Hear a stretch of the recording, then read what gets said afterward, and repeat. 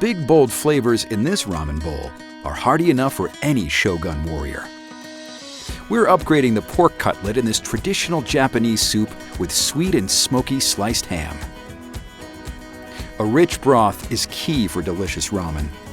In this recipe, I'm going to make a flavorful pork broth. Heat a large stock pot on high. Add vegetable oil and heat to lightly smoking. Add onions, ginger, and garlic, and cook, tossing as needed until deeply charred on most sides. Add rib bones, pork scraps, and season with salt. Continue cooking until you have a nice color on the pork. Add the diced ham and cook until browned. Add leeks, scallions, mushrooms, star anise, chilies, and top with chicken stock. Bring to a boil over high heat, skimming off any foam as needed. Reduce heat to low and bring to a simmer. Continue cooking until broth is slightly viscous, approximately 6 to 8 hours. Make sure to add water as necessary to keep the bones submerged at all times. Strain the broth and cook it over medium heat.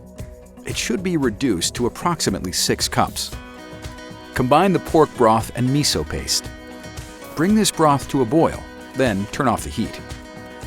Slice the ham into julienne strips and sauté until nicely browned. For service, place cooked noodles into a large soup bowl. Add a few shiitake mushrooms, half a soft-boiled egg, a handful of baby spinach leaves, scallions, sesame oil, togarashi, lime juice, chili oil, rice vinegar, and furikake on top of the noodles.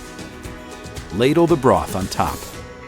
Place the ham slices in the bowl and serve. So there you have it, soup suitable for a Shogun warrior. Spicy ham ramen. Banzai. Find this recipe and many more at ciaprochef.com/ham.